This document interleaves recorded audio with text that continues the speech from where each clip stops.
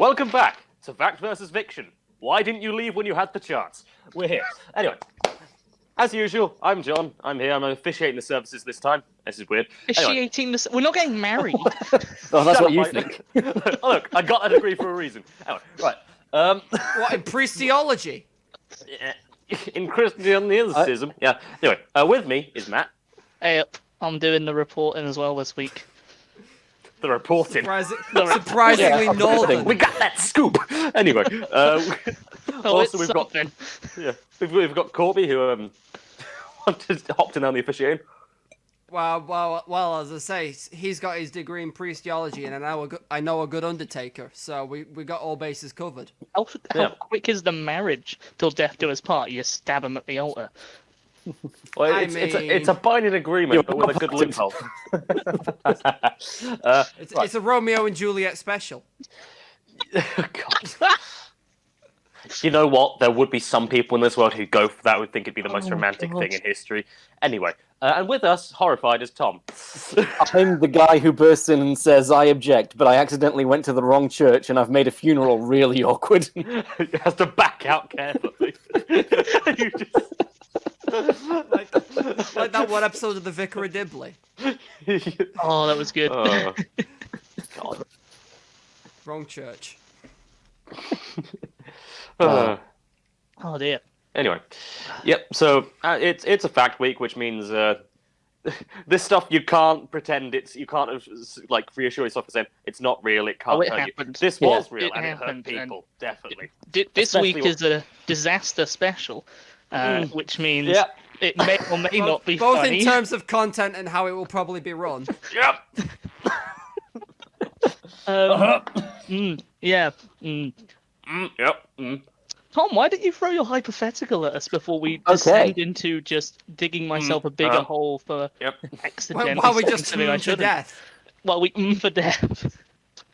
So here's my hypothetical. It's about maths. Okay. Oh no. Maths, right, is boring. I'm going to say it.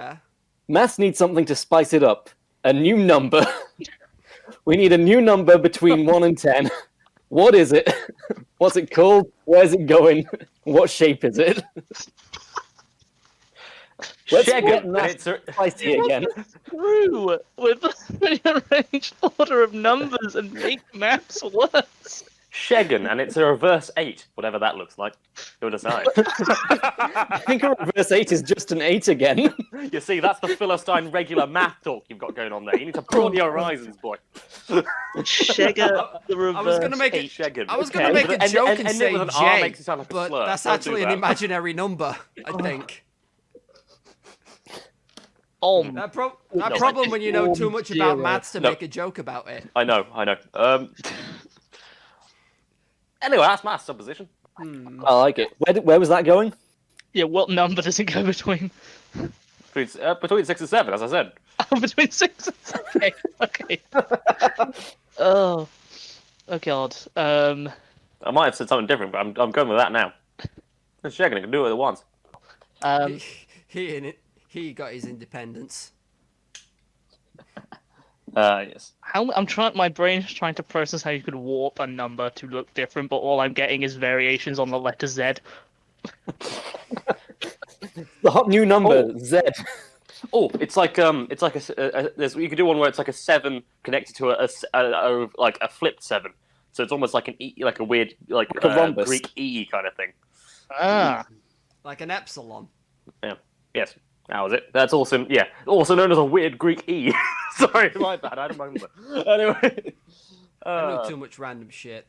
Yeah, same. I'm trying to think of a word that actually. I'm trying to think of numbers. You kind of still. stumped me on this because I can't even think of a word that really would fit with how numbers sound.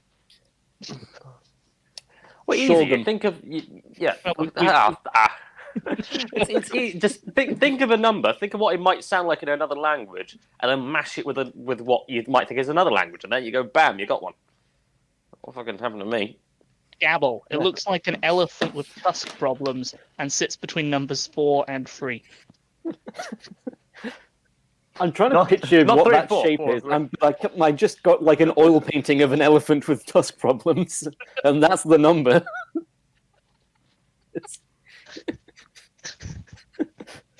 Math lessons need to be twice as long just so kids can get that down. There's a whole like semester devoted to learning how to draw the number. Oh fuck, we gotta go gavel today. Get the easels and the canvas. Math combined with art. Mart. That's not paint by numbers. Oh god, when it's paint by numbers, you get to gavel, and you have to do an oil painting within the painting. Oh, sorry, we're not Americans. Paintception. How far down does it go? You just have to paint yourself painting another painting. You know, there is a painting out there that someone has done that. Like, they originally did a painting of them doing... They had the painting, and then added them doing the painting, and then painting them doing that painting. So dumb. Oh, Corby, do you have any sure number? I wanted to invent a do. A do? Yeah. It's a 2 that looks like a duck. Does it come after 2 or before 2? Actually, it comes on the same space as 2. Yes. This is the kind of innovation we need. Numbers aren't linear anymore. Stack them. That's how we get into the 4D realm. Numbers are 4-dimensional, guys. The ghost of Pythagoras just appears in your corner and just goes, "You did it, son," and just disappears like a Jedi ghost. And just... Why Pythagoras? He likes stuff. Measurements. Pythagoras. He likes stuff. I'd get that on a t-shirt. Okay, that's with a number 2 that looks like a duck, and it just says Pythagoras. He likes stuff. Why? I screamed off with measurements. Just like he likes stuff. Yeah. Measurements. Just like. Oh. It's just a duck sat on top of the number 2, and it says Pythagoras. He likes stuff.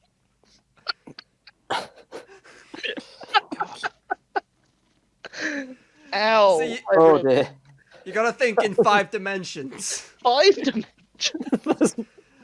Have you not seen on Steam there's now 5D chess? Oh my god. I haven't watched it. I'm gone to though. That's so dumb. Wait, isn't the 5th dimension time? Yes. Yes. Wait, yeah. So you can move pieces and put them back on other moves you made, I think, is how it works. Wait, is it 5th dimension or 4th dimension? I'm confused again today. 4th dimension is space? Your bishop goes forward in time and grabs the sports almanac that tells you whether or not you win this game of chess. Oh dear. No, your biff up. Not your bishop, your biff up. This is why Shogi only starts you with 1 bishop per team. Yeah, work them in somewhere. Okay. I guess do we run away from numbers and dimensions? I think we've successfully fixed maths to a suitable degree. See, all the Greeks looked at maths and thought, yeah, it needs more ducks. Number 1 complaint for maths. Not enough ducks in this thing. Oh dear. Well, I'm going to take us away from maths. The disaster that is our new mathematics. And take you to worldly disasters that have happened. One specific... I thought you said world leader disasters for a minute. I mean, I could I'm describe... like, where is this going? I could describe anybody in charge. It's back to Charles de Gaulle, everybody! Everyone's favourite Frenchman is back with a vengeance. Oh, It's not even that. I'm not talking about Charles de Gaulle today or ever again, but I am talking about something that is part of France. Has anybody heard of the island of Martinique? No. Yes, I've heard Martinique. Ah, No. John, you might know what this is, in which case, shush. You can't silence the proletariat! No, okay. Sorry. Martinique is a beautiful island situated in the Caribbean and is home to the city of Saint-Pierre, a gorgeous historical city that sits on the coast of the island in the northwest corner. Saint-Pierre was founded in 1635 by French trader and adventurer the adventurer Pierre Belaine de Essombernook.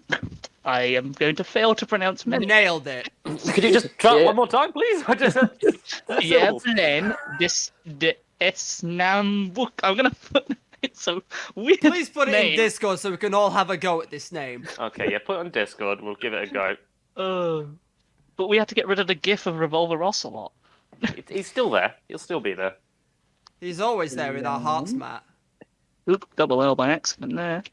As long as you believe me, I'll always be there with my flippy guns. As will my companion, Breechloader Ferret. Not Breechloader Ferret. Are you from Snake's Revenge? Pierre Belaine de Esnambook, I think. Pierre Belaine Desnambook, yeah. Pierre Belaine Desnambook. Pierre Belaine Desnambook is not actually that important. I just like his name. Just call him Pierre, then. That's fine. Well, unsurprisingly, Saint Pierre is named after him. What? Saint Pierre was the first permanent French colony on Martinique, and soon became known as the Paris of the Caribbean for its cultural significance, where it even usurped the island capital, which was and presumably still is, called Fort de France. Really? Fort, the original name. I'm glad he stopped the French colonising too much, because Jesus Christ, that's such a poor name. That's so awful. I mean, what did you expect from a thing that basically settled New Orleans? Yeah, I as know. opposed to Old Orleans? New France. Yeah, I know. It's all bad. France 2 Electric Boogaloo. A Frenching.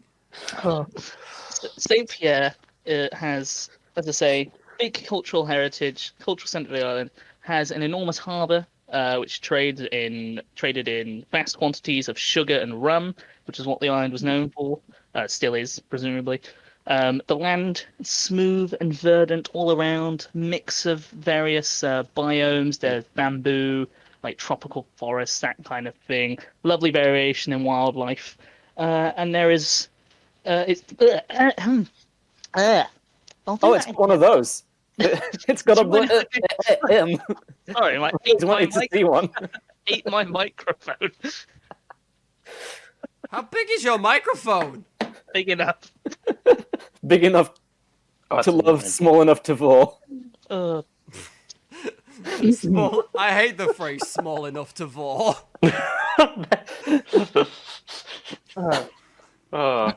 The land is smooth and verdant, with a variety of biomes, such as bamboo, tropical jungles, with the appropriate wildlife to match, and helps form a chain of islands that kind of runs around the lower part of the Caribbean.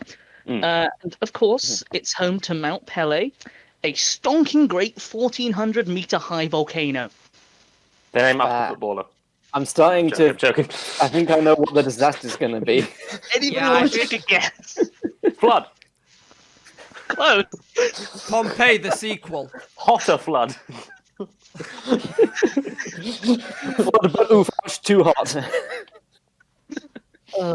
Sat just 7 kilometers from Saint Pierre, Mount Pelée, not named after the footballer, forms part of the Lesser Antilles volcano arc that runs across the gap between the Caribbean and South American plates. It is a favorite spot for hikers and gives spectacular views of the island and surroundings. A lovely trip if you can get over the smell and the small issue that Mount Pelée is also active. I'm guessing the smell is... volcanoes like reek of sulfur. Yes. Sulfur. Mm-hmm. Mount Pelée is what's known as a strat. A strat? You've cut out now. You just said Mount Pellé's a strat. It's like, okay, what meta are we going in? Deploy the Mount Pelée strats. Is he dead? I think maybe his Wi-Fi cut out. But Try and get some water. Oh, So we've established it was known as a strat. Oh, good. You cut out quite like my internet's being an asshole. You cut out for so much of it. You said Mount Pelée is a strat, but you made some joke about the meta. Then there was the silence for 10 seconds, and you just went, eh. I was like, okay. That's all we heard. Deploy the Mount Pelé strats. Oh, okay. My internet's already decided to be a buggy little asshole again. So We'll let's cut it out keep there. going, and we'll see from there. Like I'm waiting for you guys to freeze now. Don't pull that face, John. What face? Sorry. Okay. Right. Mount Pelée is what's known as a stratovolcano.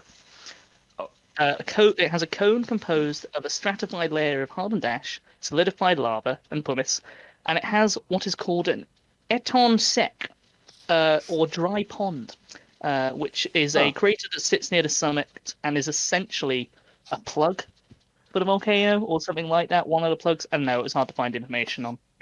I'm not a geologist. In 1792 and 1851, Mount Pelée had burbled and gurgled, spouting out the occasional mudslide, but nothing too serious. Is that a technical term? Burble and gurgle? Yes, indeed. There was nothing to indicate that the mountain was any threat at all. Other than the burble and gurgle. Burble and gurgle, which happened. Look, babies burble and gurgle, and they aren't threats. Yeah. Things that babies and volcanoes have in common. Just Burbling that. and gurgling. The residents of St. Pierre were far more concerned by things such as hurricanes. Indeed, in 1780, a hurricane had struck the island and brought with it an 8-meter storm surge that inundated both St. Pierre, the island, and leaving 9,000 people dead. Oh God, are they going to get a 2-for-1 deal on Are they going to natural get a hurricane? You'll see. It stood as the worst disaster, or one of the worst disasters that hit the island. That was until May 1902, which is what I have dubbed, and some other people have dubbed, as the biblical eruption of Mount Pelée. And as we continue, I'm sure you'll agree there are many biblical connotations. Bring religion into it. All right, fair enough. There was an arc on the lava flow. There was an arc on the lava flow. Yeah. Where do you think Noah went? He obviously went into the hollow earth. Wait, to meet with Noah. the reptilians? Exactly. Well, he's got to get the Silurians on his arc. Can't leave them behind. So, prelude to the eruption. On April 23rd, 1902, the islanders and city inhabitants awoke to find plumes of vapours belching out of the top of Mount Pelée. These were not seen as anything to be worried about, as this had happened before, and nothing bad had happened because of them. This is, however, what was later to be realized to be known as something called phreatic explosions, and are clear indications that you should probably up sticks and leave. The people were still Get not out of worried. Dodge. Get out of Dodge. I thought you said get out of God. Get out. Hey, what you doing in there? Get out of God. The people were still not worried. This message brought to you by atheism. The people were still not worried when on April 26th, they saw a plume of volcanic ash and debris launch from the mountaintop and littered a nearby area. Most went, that's new, and then continued on their day. How close are we talking? Like not close enough to do any damage, like scattering the top kind of area of it, not shot massively out, from my understanding. But you'd think if the mountain, who'd never done that before, speaking of the mountain as a person apparently, did that, you might be concerned. Yeah, You might consider a quick impromptu holiday to somewhere that's not there. Yeah. like Hawaii. Hawaii has a volcano on it, Tom. That was the joke. Oof. You'd think that they'd be more concerned when the natives of Martinique call Mount Pelée the Burning Mountain. So, no hints to what could possibly happen. It's like they hadn't come up with a Feels word like for they're volcano. just ignoring all the foreshadowing. It's like, it's not a volcano, it's just a burning mountain. Well, people weren't We worried. swear it's safe. People weren't worried because Mount Pelée just means bald mountain. Bald mountain. Are they back? Was They're Pele back. just The called bald balls numbers the are whole back, time? guys. Are we back to knobbing again? There is no relation to the bald knobbers, unfortunately. They could not prevent what is about to happen. Probably just I'd listen be to sticks impressed as a if they threat. could. People even went up to the top of the mountain on April 27 and were puzzled to find that the dry pond, that little craterous plug, was now filled up with water. It was no longer dry. Instead, it was filled with boiling water and had formed a completely new lake. Oh dear. Listening to Damn, the this lake, dry pond is wet now. I want my money back. listening to the lake, they could make out the sounds of what sounded like a boiling cauldron below. Indeed, sulphurous smells had escaped previously and started to layer themselves around St. Pierre on the same day, reportedly unsettling and discomforting the horses. Apparently, the people weren't that perturbed. I'm going to say the people never horses are. knew what was coming The to them. horses just you Yeah. wait. Oh, no. These That's were how we discovered glue, isn't it? these were the first signs that doom would follow. And I have named this little section Omens of God. Fun. So, on April 30th, the wall of the boiling lake overflowed and collapsed slightly and sent boiling water down the side of Mount Pelée that swelled 2 local rivers and swept away trees and boulders from the mountainside. Nobody was injured, but it was something that had never happened before. People were, to say, perturbed. The underwater telegraph line that connected Martinique to Dominica. There we go. One of the nearby islands was also. I like how you're still trying to do it in French. Dominica? There's not even a Q in this. Looking at the letter Jesus. C and getting confused. Dominica. Jesus. Dominica, which is one of the nearby islands, it's thought that under a subterranean shockwave cut the cable. But they didn't know that. They just thought their cable was broken. And so they called in a repair crew. And the repair crew are going to feature later. At 11:30 p.m. on May 2nd, so everything was quiet again for a couple of days, a colossal explosion shook from Mount Pelée and sent ash clouds skywards and blackened the north and west of the island in ashfall. Many reported seeing lightning strikes within the cloud. In response to this big explosion, would you like to take a guess at what the mayor did? Nothing. Change the dial from perturbed to slightly more perturbed. DEFCON 1 to DEFCON 1.1. Yeah. Probably actually left, I imagine. He just thought, fuck it, I'm not going to do anything, I'm just going to leave. Tom was Corby was the closest.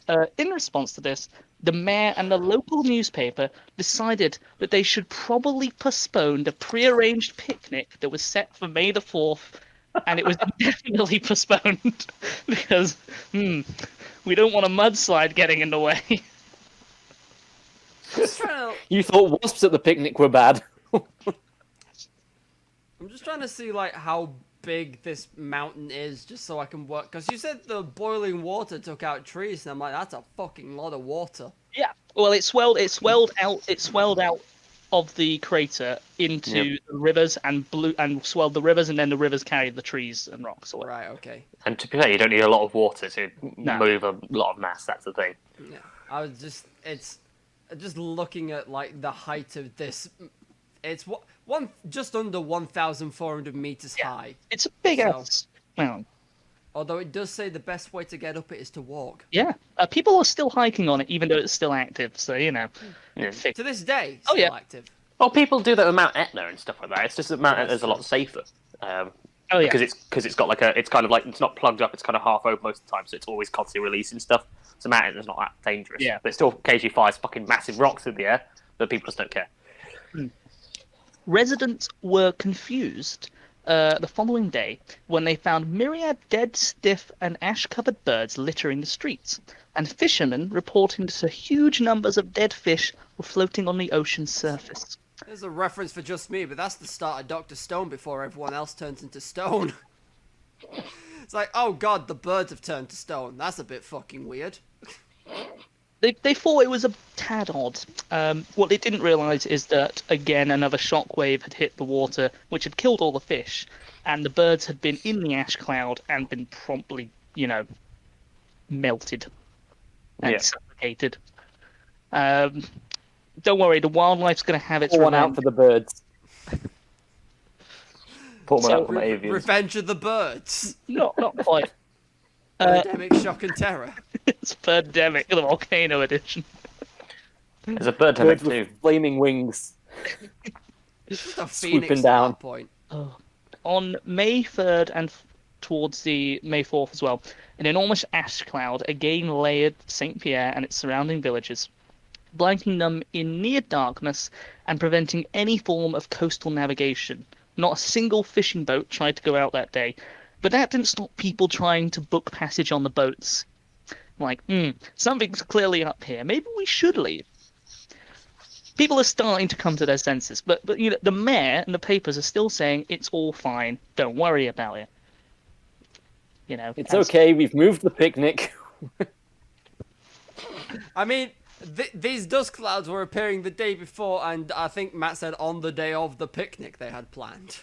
Oh yeah, they ended up coming up on the day. So the 4th was when the picnic was going to be, and yes, dust clouds turned up on that day.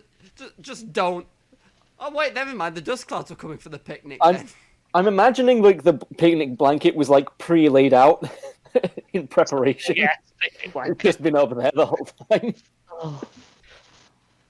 May the 5th saw perhaps the most shocking omen, shall we say? And very much hinted about what was to come.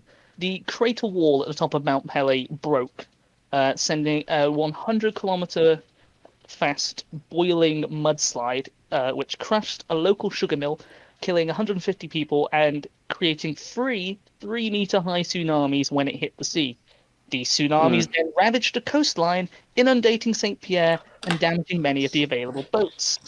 So by that point they couldn't leave. This was then followed by an incandescent plume of like orangey red stuff in the clouds, which was hinting at magma eruptions beginning to happen. Later atmospheric disturbances also took down the electrical grid. Things are I hate to heating be up. that guy, but why do people settle near volcanoes? People sell anywhere because we're human vermin. Not all the boats were destroyed. Just a lot of them were damaged. Following up with this, over the 2-day period since the ash clouds had started falling, lots of livestock and local animals had died from ash poisoning infecting the foods and water. But perhaps most biblical of all was the sea of insects and snakes that descended on St. Pierre on May 5th. Like the plagues of old, centipedes of a giant size, swarms of ants, and deadly 2-meter-long pit vipers swarmed into St. Pierre's streets and houses. They killed hundreds of livestock and at least 50 people in the ensuing carnage as they descended from the mountain. Soldiers were out in the street fighting and shooting them, but it proved futile in stopping the sheer number that descended on St. Pierre. It's actually terrifying. Yeah. Sure, this happens with I'm not a believer in God, but if I was in that town and that was happening, I'd be like, maybe I'll reassess my belief system. Yeah, that seems biblical. I'd call that a biblical. I know the version of a giant centipede I'm imagining is not the ones that were probably descending upon the town. They're probably about that. How giant were these giant centipedes? Are we talking like the rideable ones? Oh, fuck no. Big enough to hold a gun. Big enough to hold many guns, I think you'll find. Matt? I think we lost Matt again. I'll give it a minute. You guys got out for me again then. I'm just gonna... Yeah. Before we continue, I'm just gonna pop to the loo. Yeah, there's not a lot I can do about this. My internet's being a little piece of shit. That's fine. It's alright. Because luckily that whole second there just sounded like us riffing off giant centipedes, so that's okay. That's fine. So we can get away with that bit. We can just cut it and then the end of it. Yeah.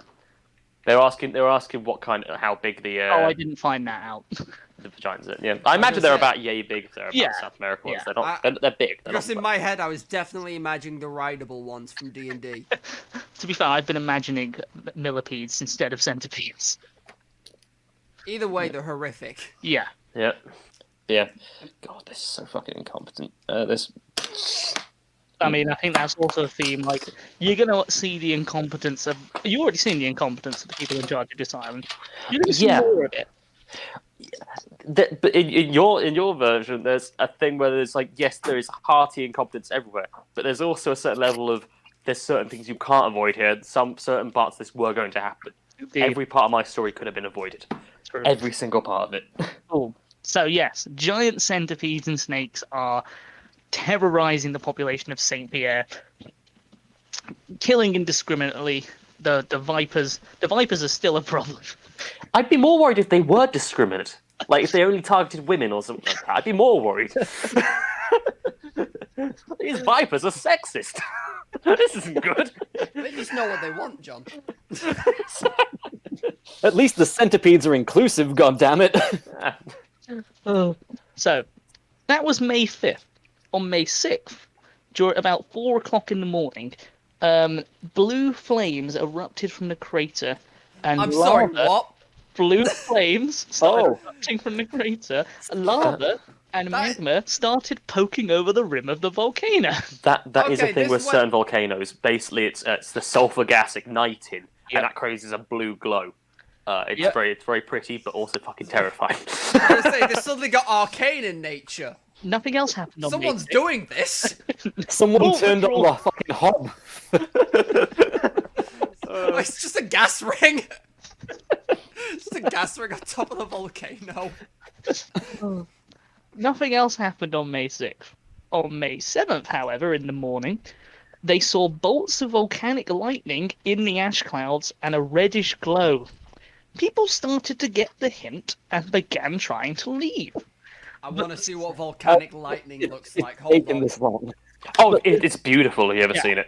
It's amazing. It's because looking...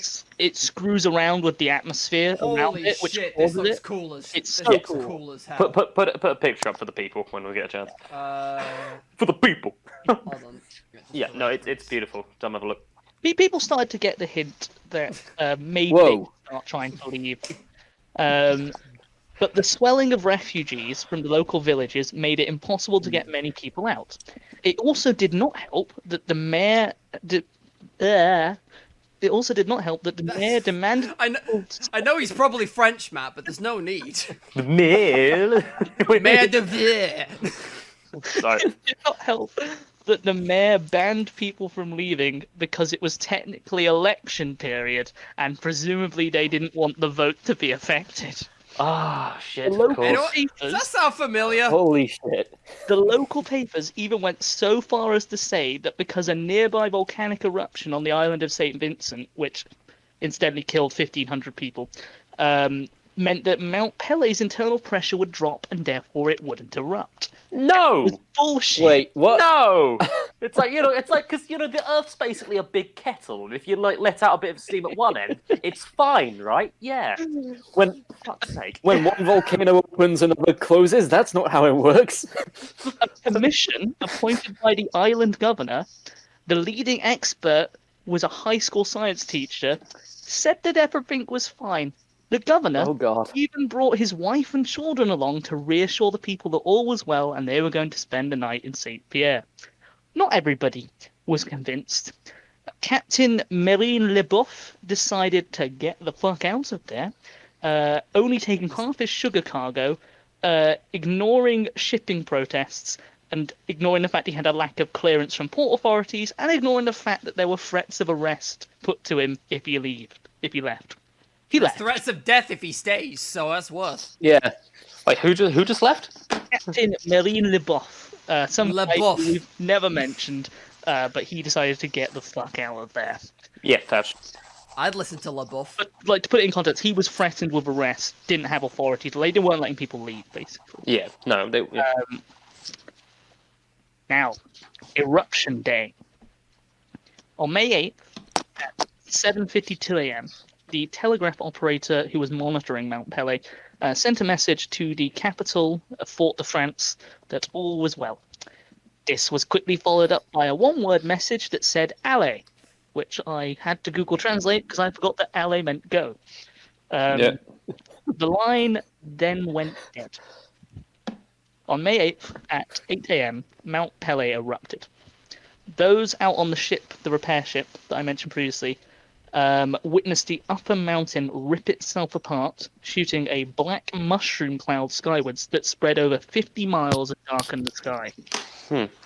Then, a colossal horizontal ground-hugging cloud of ash and lava particles, suspended in a hurricane, glazed over the mountainside and hit St. Pierre at 8:02 a.m.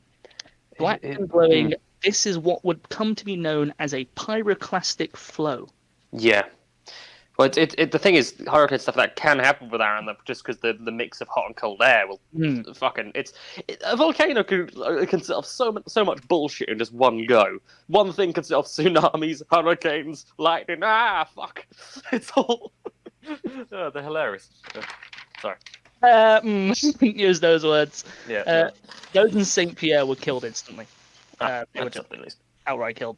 Blood boiled, burned alive, suffocated, or crushed by the rubble as it ignited St. Pierre like someone described it as an oil refinery going up. Like, literally, the moment it hit it, it just went...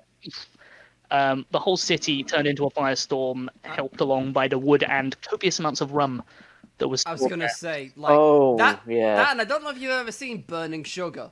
Yeah. It melts the skin and whatnot. It's horrendous. Well, it sticks to you like napalm. It's I was gonna say, just because it like melts.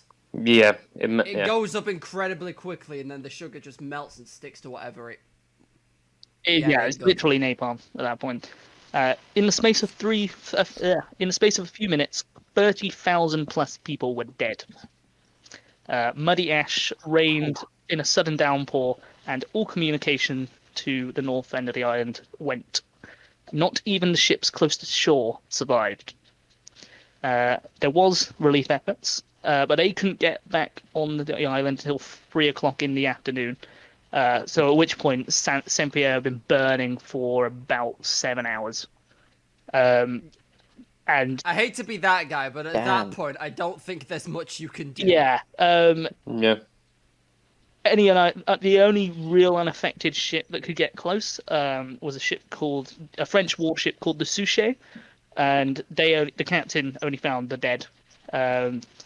Suffocating gases and smells prevented extensive searching, and they did find some survivors out in the water, sailors who had been on the boats that got hit, as well as people from other villages who hadn't been directly in the pyroclastic flow. But they were all very badly burned and died a few hours later. The city burned for days, and basically there were so many bodies that they had to burn them as well because there was not enough space to bury the dead. And yeah, much like Pompeii, many of the dead were essentially left frozen or dead in the position that they died in. So you had some people who were casually having afternoon tea, and other people who were in agonizing pain on the ground. And then, like, I was going to say, this feels like a more modern Pompeii. Yeah. Well, scientists. And like Pompeii, there's that one guy in the back jacking it. Probably. No idea. Yeah. I can't go. I can't leave. It's because they want me to vote. Guess I'll drag it. like Pompeii, they've probably worked out now that the pyroclastic flow is what killed most people in Pompeii because it tends to come out first. I guess that is just the case with most volcanoes, isn't it? It's very rare that you reach the stage where the lava is burning people to death. Yeah. Oh yeah, no, you're often dead before that, but you'd hope. They did get quite a lot of help in response, despite the fact this was early 1900s and most nations didn't like each other, for want of a better word.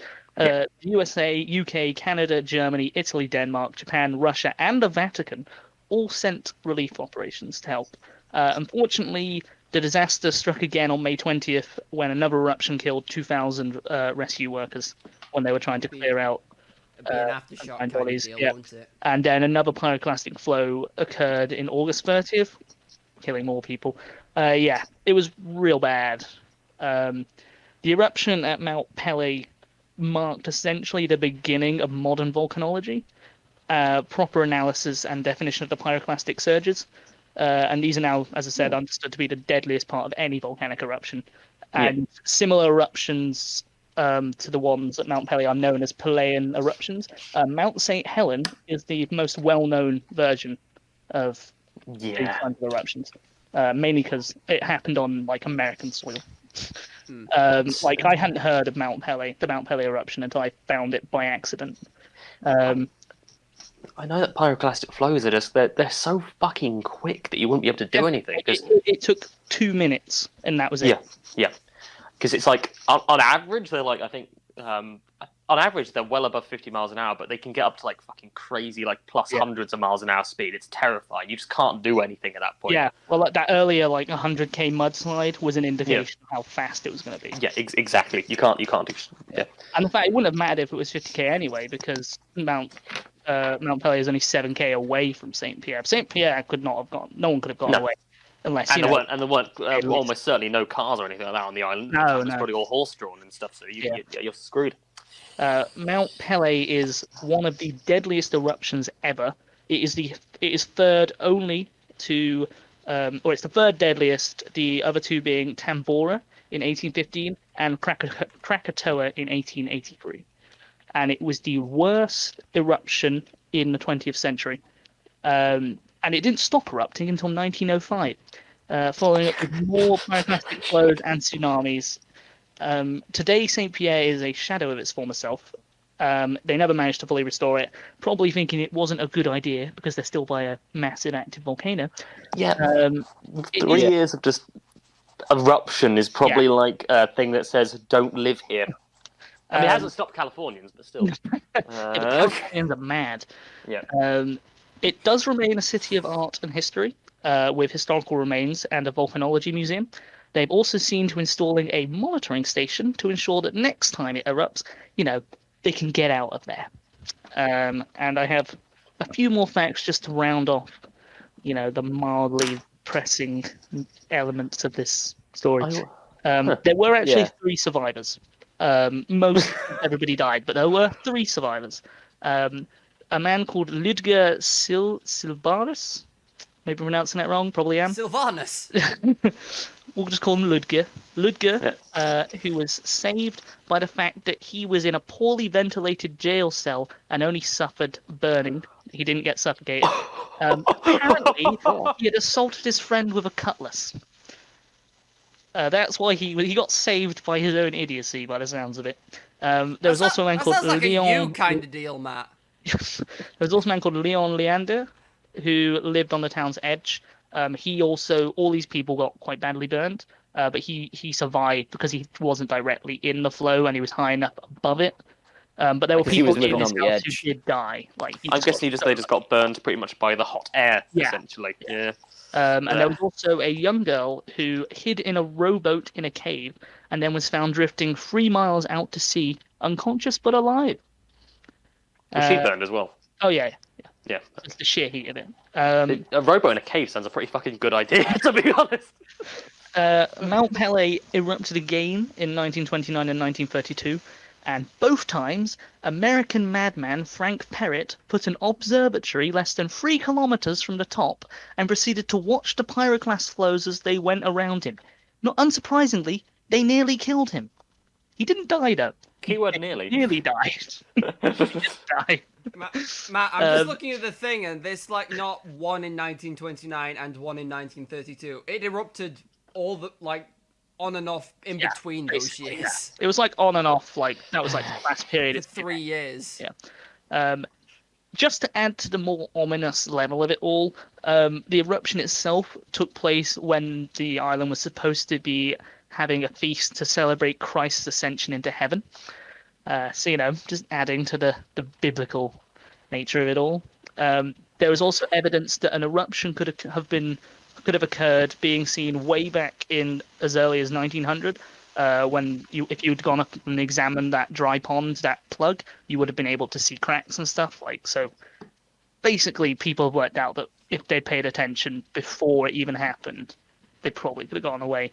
Mount Pelée is thought to have erupted over 30 times in 5,000 years, in the last 5,000 years, and it is the only volcanic disaster in French history, mainly because there are no volcanoes in France.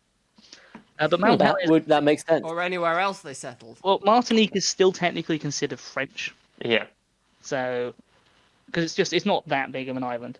I did find one person which only described it as a moderately large explosion, which seems. I don't think they've looked at it properly. I mean, compared to say a Moab, fair enough. But I mean, Christ. That was weird. I tell you what about that volcano, it's no atom bomb. No, it doesn't matter. Christ. Touching on the boat I mentioned, the boat that started the release efforts, named the Souchet, I couldn't find much on it, but I think it might have been named after one of Napoleon's marshals, which is a cool little fact. And it wasn't named after the actor David Suchet. No. And the island also is home to a unique frog population, and they've since had to bring mongoose onto the island to deal with the endemic snake problem. That's pretty bad. Yeah. No, I imagine the animal flood was just because, obviously animals get quite a good sense of the shit before anything else happens. So yeah, it's the reason why dogs piss off up a mountain. But we're like, where's all the dogs gone? And then the tsunami hits. Well, that is the horrendous disaster of the eruption of Mount Pelée. John, give us something more upbeat. Cheerful? This will still be depressing. Just there will be less Fruity victims from involved. what we've heard. More incompetence, but less victims involved. So Swings and roundabouts. Right. The event I'm talking about in particular happened in Boston, Jan 15th, 1919, around 12:30. So right in the middle of the day. Day after my birthday. Hey! I'm so old. He was born in the early 20s. The event I'm talking about today happened on Jan 15th, 1919 at 12:30 p.m. Yeah, middle of the afternoon, basically, is the Great Molasses Flood, also known as the Boston Molasses Flood. It is... it's a very interesting thing, because it's... I'll get into it. Basically, it all started about basically throughout 1915. This guy, Arthur P. Gell, who was the treasurer of this company called the Purity Distilling Company, which is a subsidiary of the United States Industrial Alcohol. Not the United Fruit Company. No, I'll just call him USIA. No. Sam Zamuri was nowhere nearby because he was in Honduras. Yeah. No one knows the location of General Lee Christmas, so he could have been nearby. I cannot confirm nor deny. Anyway, basically, he was arguing to try and get this tank, this massive tank, storage tank, built somewhere between Commercial Street and the docks in North Boston. North Boston was an interesting area at this time because it was quite a. It was like a very Boston's North End used to be quite a famous, and it was one of the oldest parts of the city, where various famous. Let's see. Various famous character stuff were built. Were born, and famous characters. But at this point, But at this point, it was bloody Paul Revere, who's the famous Midnight Rider. Paul Revere, the British came. Yeah. He was born here and stuff like that. And it was the oldest residential neighbourhood in the city. But at this point, things had changed quite a bit. Early 1900s, it became quite a large area for immigration, and it was large Irish and Italian communities.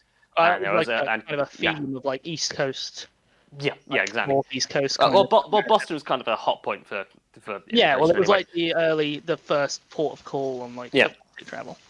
It's like that old Irish shanty I'm shipping up to Boston. Yep, exactly. And there was a big bit called a big part of basically this is built. This tank was eventually built in the winter of 1915 between the docks and Boston's Commercial Street, which is where a hell of a lot of the shops were, obviously. Oh, it's planning permission. Yeah. Yeah. Actually, build a you didn't have to get building permission for a tank like this, because it's not technically a building, it's a container.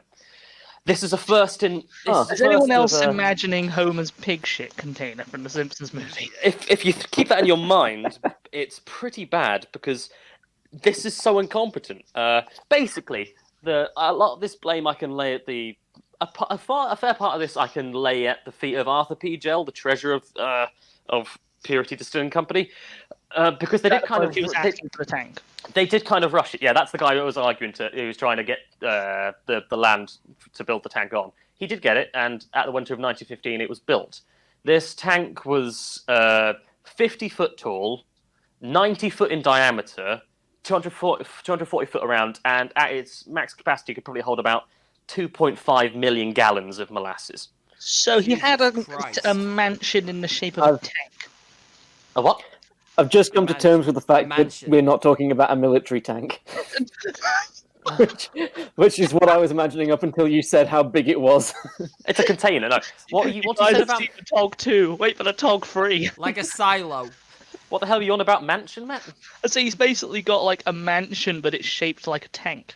No, it's a container. It's just a tank. I'm imagining a really big silo. Size. Okay. The size of it, yeah. Okay, sorry. Yeah, no, it's gigantic. But there was, it was. Well, I think being built on the cheap is an understatement. Or the loose term. Also, and it was like the thickness of the steel walls was at the bottom, but it should be the strongest, was 0.67 inches, so 2/3 of an inch thick at the bottom. What's that in millimeters? It's probably it's a bit. I think a bit under 2 centimeters. Oh god, that's and at the top, 1/3 of an inch.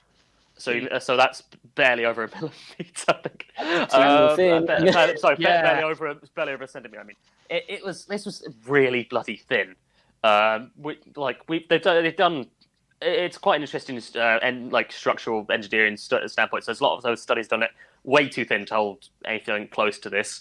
The steel it was made out of had too little manganese in there. We've decided now from various manganese, things, which is really because that's bad. Because basically it had a higher transitional temperature, which means that at temperatures under 59 degrees Fahrenheit, which is probably I think close to about 10 Celsius, at temperatures under that, it became really, really brittle. Oh, and it's not like Boston's cold. No, it's not like Boston's cold at all. No. And it's not like they get nasty winters and stuff. Yeah, so... Not like they're known for being cold.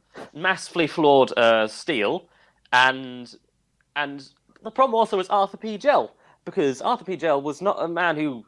He was not an architect. He was not a good man for this kind of thing. He wasn't an architect. He didn't really understand a lot of these things. In fact, educational-wise, he couldn't really read blueprints that well either. Did you say he was an accountant? He was the treasurer. He's the treasurer of this company. God. He got people to make it for him, but he couldn't really read the stuff very well. There was and as his first test for the tank, he filled it with about 6 inches of water. I said, "Yeah, that'll do. That's waterproof." They made himself a bath, essentially. Yeah, 6 inches of this 50-foot tank were filled with water. And then he said, that'll do. That is still a lot of water. Granted, it's nowhere near what he wanted to hold. No, but 6 inches of the... with the big-ass diameter. Yeah, it's a fair chunk of it's a fair chunk of water in most scenarios. Sorry, 6 inches, but the diameter was 90 feet. Yeah, but you have to remember, that's only half a foot of the 50 foot. Yeah. Yeah. And that's the tank, 3 Subway sandwiches. Yeah. To declare the tank waterproof at that point is stupid. And then he thought, okay, it's fine. We've done the test with water. It's fine. Get out of the way. We've got a molasses shipment coming in. We'll just get it in, because people were really, really wanting molasses at this period of time. Partly because it's a good. It's cheap. It's basically cheap sugar. Great, good for that. It can be used to make rum and stuff like that, which is great in 1950. And the real moneymaker at this time was that you could refine it into industrial alcohol, which could be then used in explosives, such as dynamite and the like, which was really important because World War One had started. I was going to say, what year is it? 1915? 1915. And even though the Americans weren't in it at this point, they could massively profit off the munitions. Well, they were lend-leasing hard to the UK. Yeah. So that's what they were doing. So, and they instantly pretty much attempted to fill it up, and it was pretty bad. Yeah, it was. Everyone around it knew that, like, people just kind of got used to the tank because it just it constantly made groaning noises. Did it burble and gurgle for warning? No, it literally creaked and groaned. It had cracks in it which leaked molasses. Oh my god! Literally, children would come along with mugs to fill up, take a cup of molasses home as a sweet treat, or just sticks to make like a makeshift lolly. It was that constantly leaking from around the rivets. At one point, a labourer brought into the treasurer's office shards of steel that had come off the tank. Oh shit! And the treasurer said, "quote, I don't know what you want me to do. The tank still stands." It was... Fetch me more duct tape. Yeah, no. What they did was this problem. More molasses. I'll tell you what they Get did some do. flex tape and slap it on the holes. I'll tell you what they did do. They kept on recorking it to try and make it waterproof, and they painted the tank brown to hide the leaks. But no, that doesn't work. Because when it leaks, it's not. You'll just crack the paint.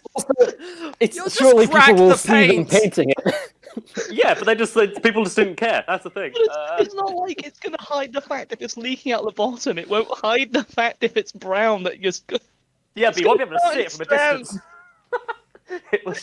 It was literally like it and molasses. The stress was way too hard on the rivet holes where cracks kept forming. But they were just trying to get They were just trying to get it done because they knew the war kicked off. Industrial access. Yeah, no, seriously. At this point in time, literally almost no rules when it comes to safety or oversize, and it was just. Yeah, as said, when it only filled up, it had only been filled 29 times in molasses before the disaster happened 4 years later. That's impressive. Yeah, 29 times, but only 4 of those refills were to near capacity. Okay. And one of those happened 3 days beforehand, so we'll get to that. But yes, there was a lot of issues with it. And what happened before was basically the disaster happened in January 15th. So typically very cold typically very cold weather, especially because it's Boston. It's right at the north of America. But what happened was there was actually kind of a bit of a thaw that week where the temperature had gone from minus temperatures up to about 40 degrees Fahrenheit or about 5 degrees Celsius. Which, if you remember right, obviously the steel's very brittle at this point. Very brittle. Oh no. Freeze effect. Remember what happens to metal when temperatures fluctuate. Yeah. Some might say it warps. Yeah, basically... I was and expecting it to shatter. the thing is, on Jan 12th, it was a steamship called the Milerio, put in another 600,000 gallons of molasses, which topped up to about 2 million liters of molasses. Remember, this thing can only fit 2.5, so this thing's almost full. And molasses is very, very slow to fill up. So this thing, it started filling up the tank at about 11:20 on Sunday the 12th, and at 11:20 a.m. And finished filling up at 10:40 a.m. on the Monday. It took a whole day. Of molasses. It's about very 1.5. It's about 1.5 times thicker than water. You ever tried to it's pour very, syrup, very Matt? thick. Yeah, it's like treacle, right? We call it black thicker than treacle. We call it black treacle. Yeah. But it's 1.5 times thicker than black water. Treacle, okay, because I was looking at this and thinking, why the fuck would anyone want to drink this? This looks like tar. Yeah, it's. Don't you want to taste that black gold, Tom? It's very, very sweet. That's the thing. Dissolves your tooth the moment it touches it. Yeah, it's. It looks like it would. It's. Bang! I've got black treacle. But literally, the families of the immigrants on Commercial Street had basically grown used to just hearing the rumbles and metallic creaks of the tank. Everyone just thought everything's fine. And the problem was... That's just the tank groaning. Yeah, obviously it had been filled up to capacity. Oh god, I'm so full of molasses. Finished filling to capacity pretty much on the Monday. Wednesday was when it happened. It happened. And the problem was, because obviously it was in a bit of a thaw, almost a heat wave, there was a lot more people out and about. People decided to take their work outside, children playing in the streets.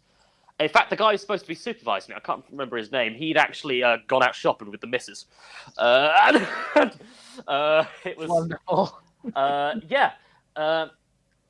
Anyway. Oh, that's sorry, I'm just that wasn't P-Gel, that was another guy. Just before you carry on.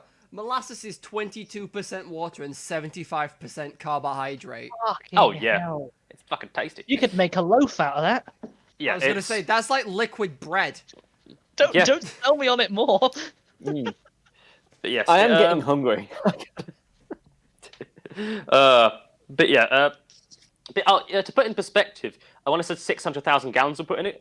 About Olympic swim pool holds about 660,000. So it's probably there's close to in the tank at the moment. There's close to 3.5 Olympic swimming pools worth of molasses. Steadily growing bigger and bigger and bigger in my mind. And Michael Phelps is there swimming through it all. I'll put a fucking. I don't think it's feasible to swim in molasses. I'm looking at it. I think you could fucking walk on it. Yeah. Oh yeah. It's a non-Newtonian fluid. That's the thing. But in I'm English. just going to. It flows like a liquid, but if you like apply pressure to it, you can like stand on it and it acts as solid. Like a custard kind of thing, but less. It's less. It's not got the skin as such. I put it in the messenger chat. A picture of how big the tank was next to a railway. Just because I can't access my iPad very well. I'll do it in a minute. Anyway, as I said, it was big round building in the background. Yeah, that. Yeah. I believe that might be this house in front of it. Oh. Yeah, they remind me of those things. Like I don't know if you've seen them. They're like those big cylindrical water tanks. I'm guessing. Oh, yeah. Assume to hold like gas and stuff when they've not got the Anyway, I was picturing like a big water silo, but that's what I was picturing. Yeah, which is like I was picturing like a big fish tank. Yeah, get the molasses out, boys. Fish tank would have been fucking better for it. Yeah. Oh yeah. No. Let's see. I'm trying to get a picture up now of a map of it, but I'll get that in a second. Anyway, the problem is this: they did have a pressure vent on it to let out gas as the molasses kind of fermented. But the issue was, they had one vent. So they had one vent, so at least they were trying to attempt to figure out that, hey, we better have something to make sure the tank doesn't just explode. We'll have a token vent, it'll be fine. But the problem was this was shut because it was January and they didn't think they needed it because it was cold. Did anyone with any content of science take a look at this?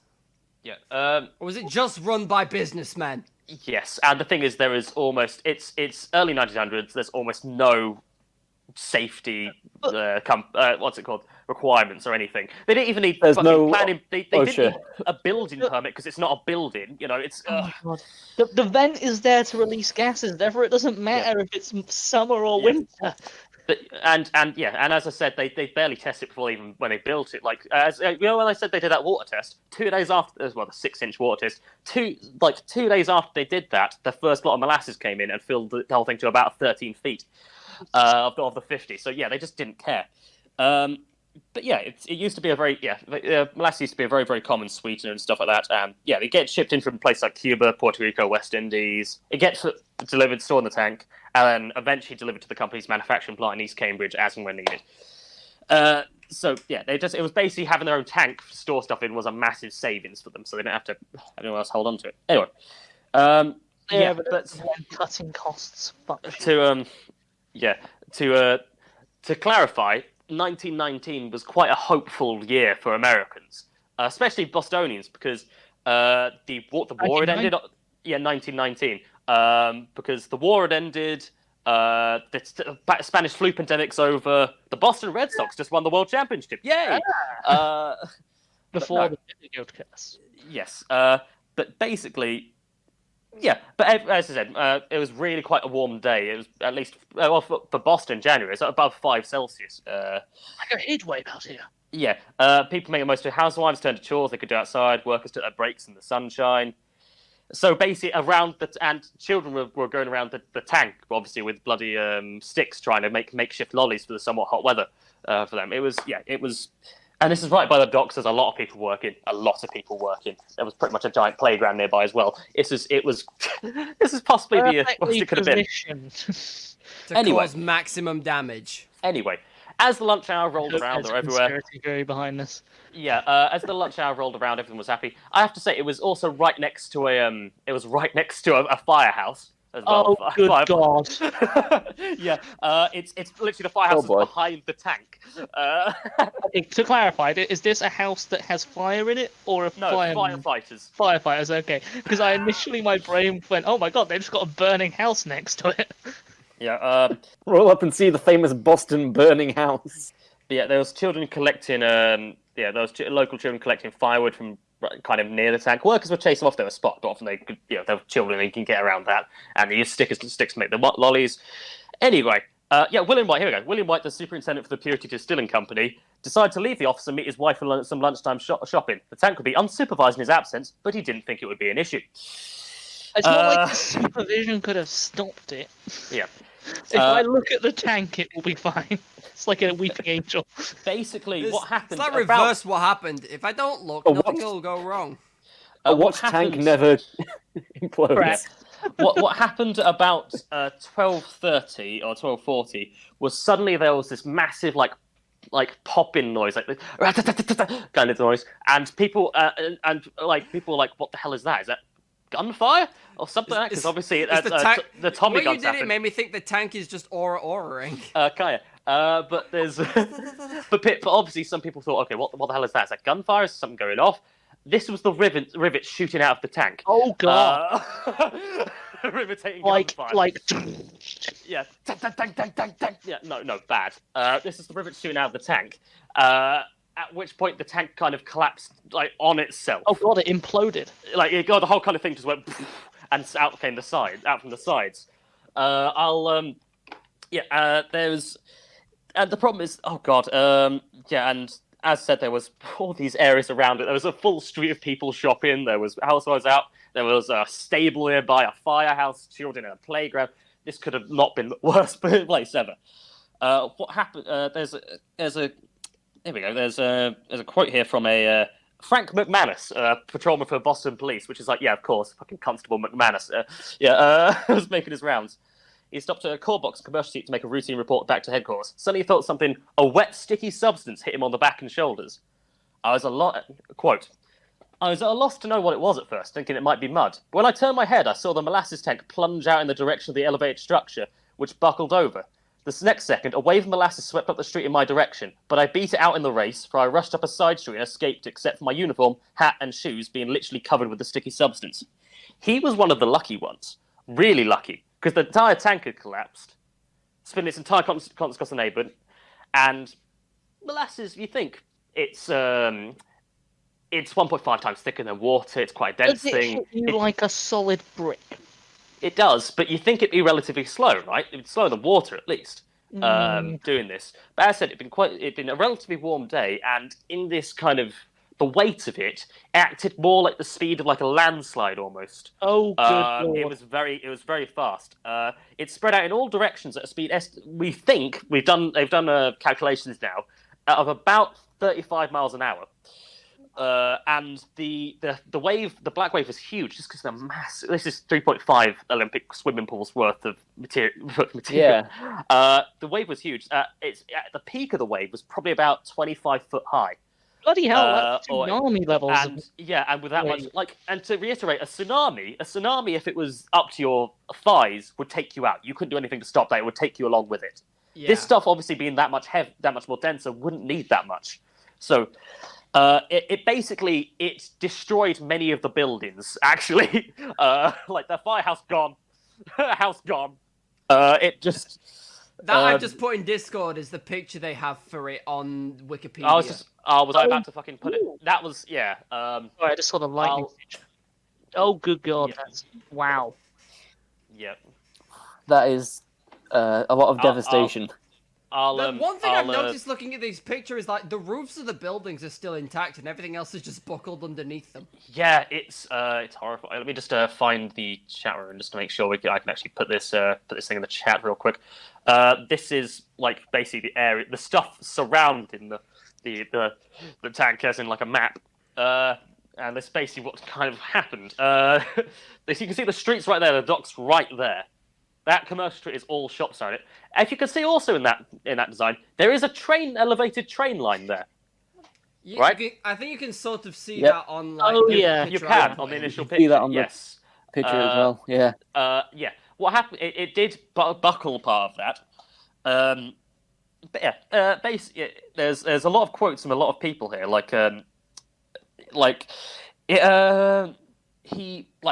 Martin Clarity, a local club owner, was asleep in bed across the road from the molasses tank. His mother, sister, and brother were also at home. He later told the Boston Globe, I was in bed on the 3rd floor of my house when I heard a deep rumble. I was asleep and the rumble did not wake me thoroughly. The first impression I had was that something unusual had happened, was when I awoke in several feet of molasses. He is on the 3rd floor, remember? I love how he phrased it, that something unusual had happened. I awoke in several feet of molasses. I thought, this is unusual. It didn't dawn on me that... This ain't usually how I start my Wednesday. Yeah, it didn't dawn on him that he was in molasses. He thought initially he was overboard. A pile of wreckage was holding me down. A little away from me, I saw my sister struggle out from under the wreckage and pull my sister towards me and helped her onto a raft, because there was basically floating wreckage at this point in molasses. It just just wooden debris. Yeah, I then began to look for my mother. It seemed as if the house was split in two when it hit the elevated structure, which is the bloody the house had been lifted partly off its foundations and smashed into the train line kind of thing, the elevated structure of that, and that's when it split in two. And I was on one side of my people in the other, which I assume is family. My people were in the other. I shouted for her. He couldn't locate his mother. It seemed an hour while I was trying to find her. Soon someone told me that she had been found, that she was dead. Joe Walsh, who lives nearby, came through the sea of molasses towards us, and he helped me and my sister Robert Burnett's house.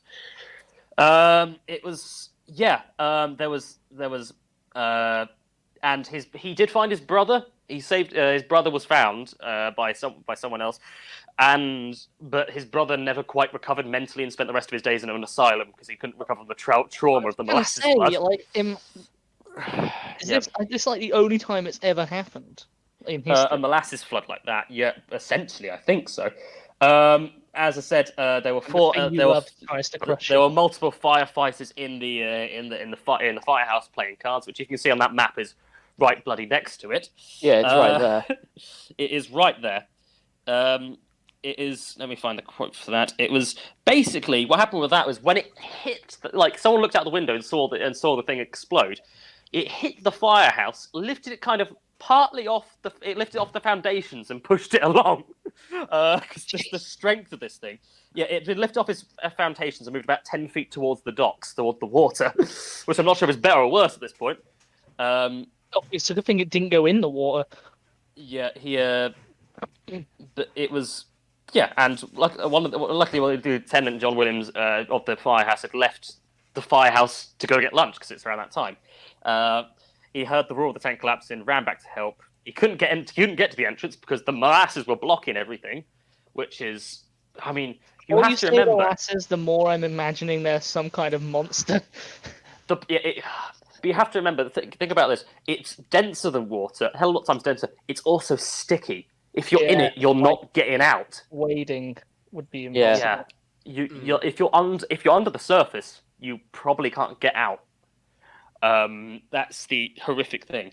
Anyway, the lieutenant managed to get around to the fireboat. He took a launch to get to the fireboat moored at the pier. He met two of the firemen there, the hosmen Gillespie and Gregory, who had escaped by jumping through windows as the building fell. Somehow they'd got out. They know their colleagues were still inside. They just hear groans from the building. They knew people were in there, but they unfortunately, part of the tank was blocking the entrance too, because obviously there's big metal shards of tank everywhere. Like, did it send, like, you say it collapsed, did it shoot out shards? Like, the rivets popped out, the whole thing kind of collapsed, and big parts of the tank were brought along with the wave of molasses. Oh, okay, so it's not like big, it massive ejected sharps. No, not shrapnel. I mean, I don't think a rivet hit anyone, although if it did, they probably would have killed them. They wouldn't know, they'd be dead by molasses. No. But yeah, and they basically had to, they managed to basically had to get a metal cutting torch and cut a hole through the tank to get into the building. They got a man out who they found there, but it wasn't the firefighters they're looking for. It was actually the stonecutter John Barry, who happened to be in the building at the time. Lucky. He got lucky. Yeah, they rushed him to the hospital, but unfortunately, basically, at the same problem, the firehouse, ironically, a heat in the building tipped over and created a fire. So the firehouse is also partly on fire now, as well as being. Did the molasses ignite? Yeah. No, they didn't. Luckily, it's not quite flammable. Molasses isn't flammable. Yeah. They finally found Leahy, one of the people we were looking for, but unfortunately he was dead because he was pinned under basically debris. But yeah. Anyway, it was. Yeah, and the problem was it was hot weather initially, but it did as the weather got cooler again, any molasses that were out there started to harden. Oh God! So it's yeah. Because I forgot to mention the reason why they were filling up the tank to capacity at this time was because in 1919 they were trying to outrace prohibition. They were trying to get as much alcohol as possibly they could. So that led to also more bullshit. Yeah. Anyway. It was, yeah. So the death toll at the very end of this was 21 people died, numerous horses that were just there were stables nearby that were just trapped in it and ended up dying. Some had some shot by people Jews just thought they couldn't get them out. Which, to be fair, you can barely get a person out of this. Trying to drag a horse out of sticky fucking molasses is and at least 150 people were injured. There was a train man who literally, because the train literally was coming along the track as this happened, could not have happened at a worse time. It's just like it was so bad. Yeah, there was this guy Albert Lehman, Royal Albert Lehman. I think his first name was Royal, which is a fucking great name. He was a brakeman on the elevated railroad. Did he lean into the conductor and go faster? As the tank collapsed, he was working a train from South Station through the north end of Boston. He saw the wave come towards him and felt the train tip as the trestle carrying it buckled. Through sheer luck, the train managed to pass out the damaged section. I'll try and find a picture of the damaged section of the fucking track, which is, you can see why you wouldn't want a train go longer. Where are you, bugger? Alright, there we go. That's part of it. Anyway, and he managed to pull the emergency call once it came to stop a few car lengths from the damaged track. But then he suddenly went, shit, there's another train coming behind me. I know it's a couple minutes behind me. So, utter hero. He basically he knows it was another train coming from North Station, another train from the south, just a few minutes behind us. There's a train coming from that way and a train coming from that way. Anyway, he ran to a nearby guard shack where he told the railroad worker on duty to stop the train coming from the north, scrambled across the broken trestle, and raced onto the track to wave down the next northbound train. He stood here we go, there's a quote from the book. Lehman stood in the centre of the track, waving his arms frantically, screaming, "Stop! The track is down! The track is down!" Through the glass, he saw the look of disbelief in the engineer's face. Knew the engineer couldn't hear him, but Lehman held his ground, standing on the track high above Commercial Street. He got onto the track and was waving in front of the train. The shredded track had snapped trestle behind him, a 3-car train bearing down him. Finally, Lehman heard the shriek of steel wheels on the train, saw the train slowing down to stop. The engineer opened the vestibule door and stepped out. Lehman turned and pointed northward behind him and shouted again, "The track is down, almost to the street. You can't go any further. The goddamn molasses tank burst!" Which is like such a good quote. Yeah. That sums it up even pretty like, nicely. not even like it's finally happened. It's like, can you believe it happened? The goddamn molasses tank burst! What the hell is that picture of... here's a picture of some of the trestle going. I'll put this in Discord. So you can see that you wouldn't want to... I don't know how his train first got across that. Oh, damn. I don't know how he got across that, but then he scrambled up onto that and stopped the other one coming. Good lad. But the problem is, obviously, so much molasses had found its way through the streets and piled up so quickly it was hiding the curb in every place within 2 blocks of the scene. So this is high. And of course, it's molasses. It's hard to get rid of. Water just kind of doesn't seem to maneuver it. So there's firemen with hoses at this point trying to deal with it. Oh, I will say, massive props to the Navy during this, because there was a gunboat called the USS Nantucket right nearby that saw it happen.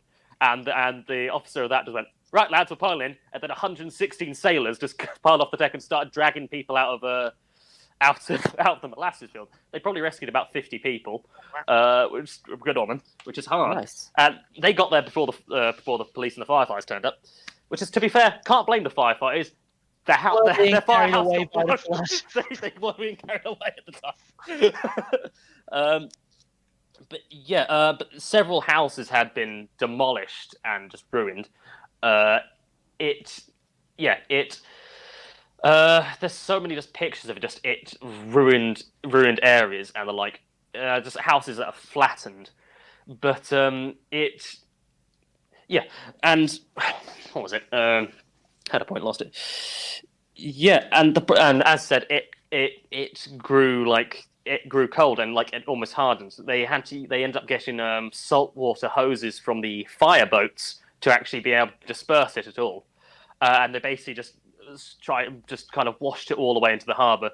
The harbour was brown for weeks from the molasses. It was brown for weeks. It forever for the molasses to disperse. Yeah, because the thing is, it got to the point where it hardened, so they were having to chip it off with chisels and stuff.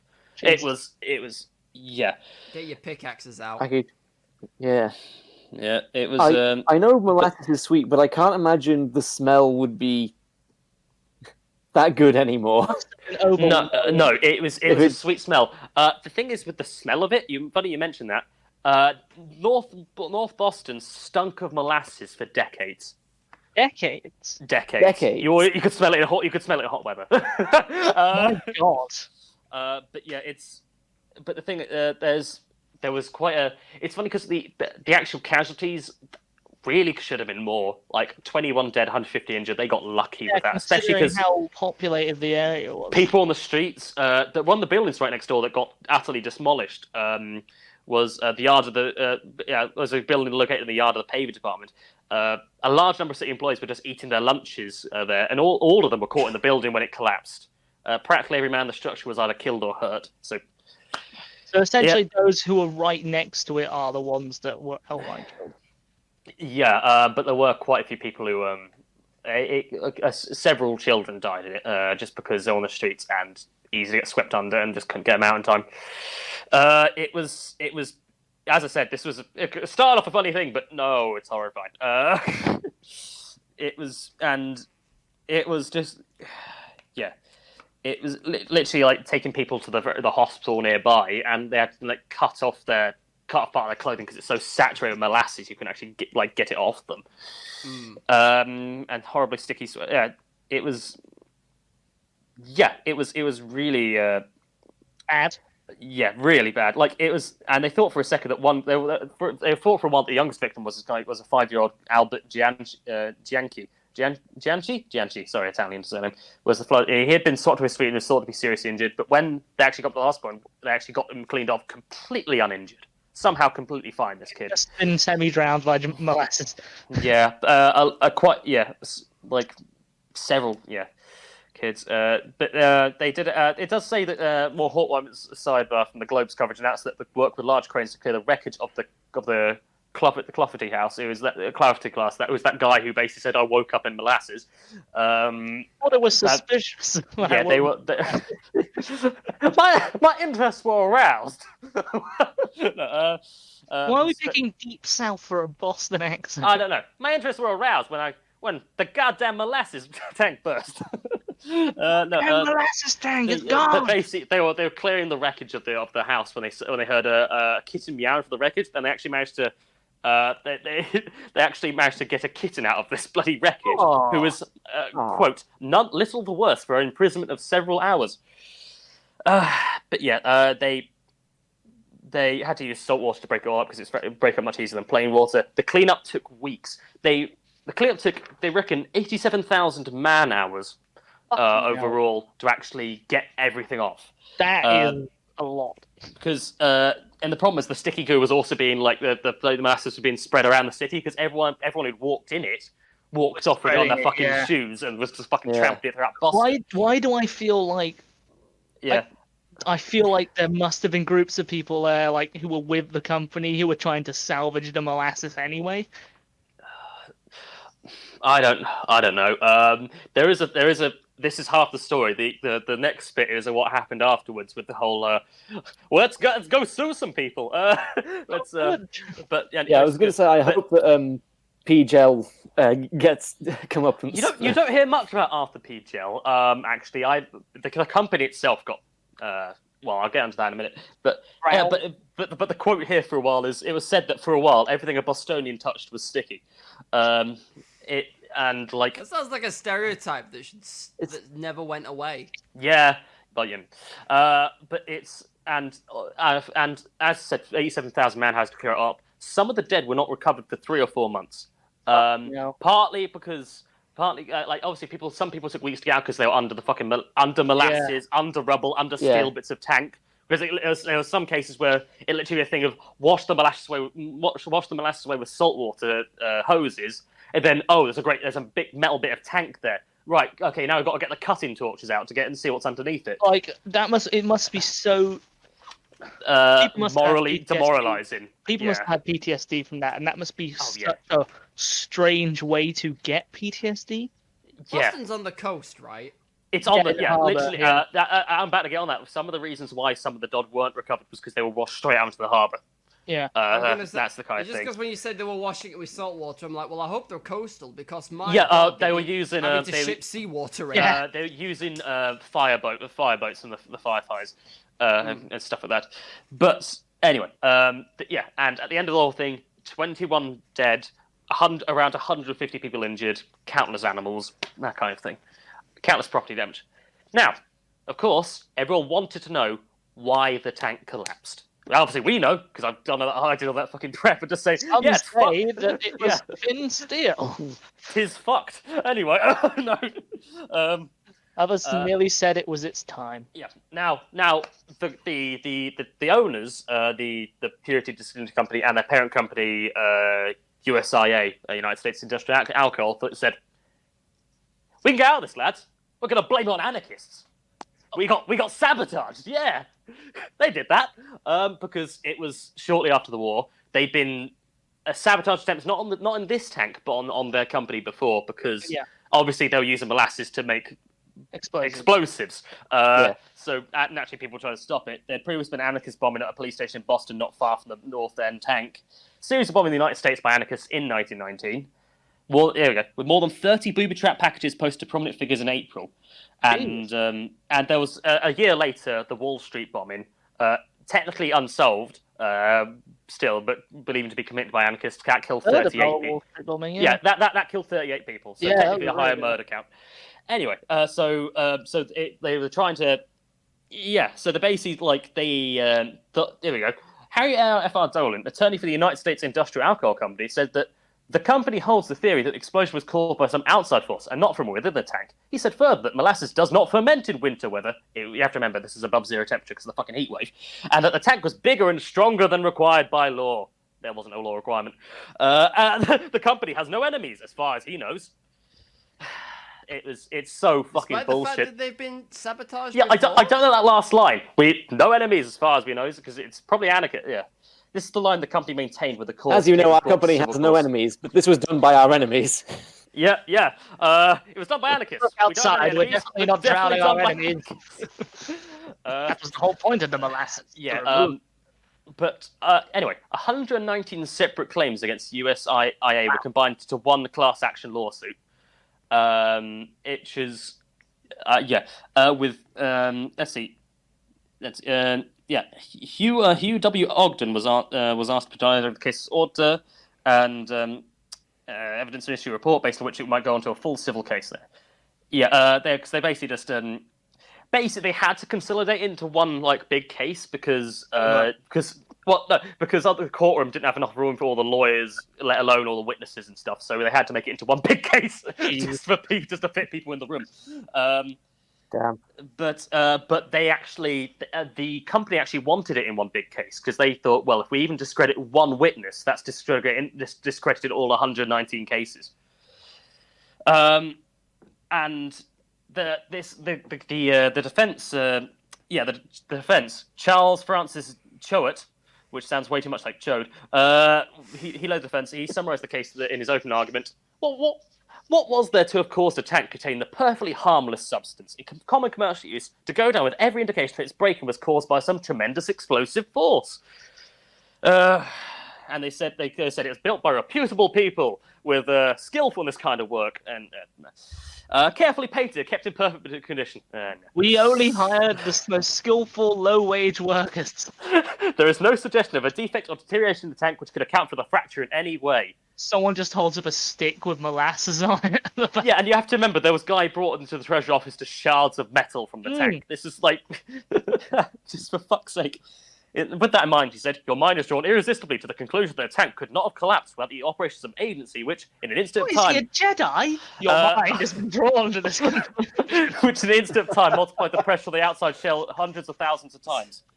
These are not the shots you're looking for. God, it was... He literally... here we go. Here's the fucking end of the argument, the defense argument. At the time of the accident, no one connected the defendant was on the premises. There was, of course, because the guy's supposed to keep an eye on it, fucking left. That shouldn't be a positive. Anyway, there was a flight of steps that led to the top of the tank, which was necessary to permit the gauges of U.S. Customs to make their measurements and keep their records. It was an easy thing for a person to go up those stairs, get onto the top of the tank, and drop down an explosive device through one of the 4 manholes. Fuck's sake. But they were locked. Yeah, there's manholes, but they would been shut, and there'd be fucking. There was a pressure gauge, but that was also shut. Also, you'd think if he drops an explosive into molasses that it wouldn't actually do that much damage. And they did in the case bring forward expert witnesses, i.e. people who weren't witnesses but metallurgists who basically conduct experiments with Rippler tanks and dynamite to say, oh yeah, if you dropped dynamite, it produced the same sort of twist in the metal plates which had been found. But then again, the explosive fucking force, it would have done that anyway. But so they basically said, oh no, the molasses didn't do most of the damage. Most of it was the explosive force in the first place. It's. I mean, that's still not a good. No. It basically said, oh yeah, only a fucking explosive could have done that. They brought engineering professors in who said, oh yeah, it's structurally sound tank, but they admitted that the factor of safety was less than it ought to have been. And it was just... They got away with it. No, they didn't. Thank God. Anyway, but they interrogated them. Basically said, hey, did you find any common evidence of a dynamite explosion? I did not.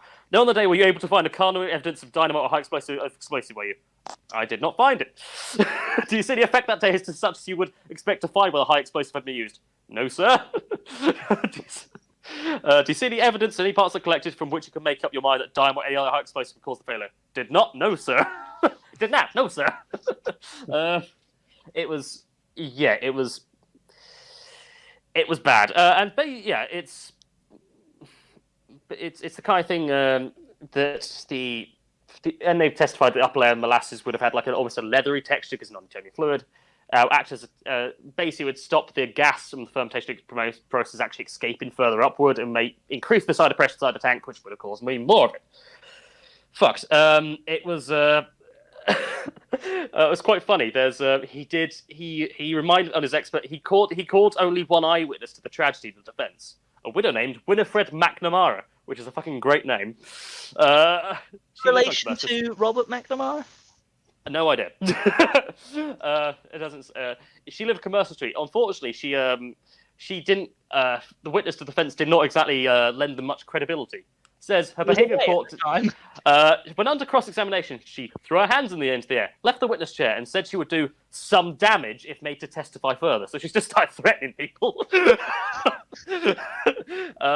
But she basically, the only reason they called her because she claimed that she saw smoke rise from the tank before it happened, which was probably bullshit because there were so many ships around. She probably just saw smoke from steamships, i.e., probably like the one that delivered the fucking molasses. You know, it was.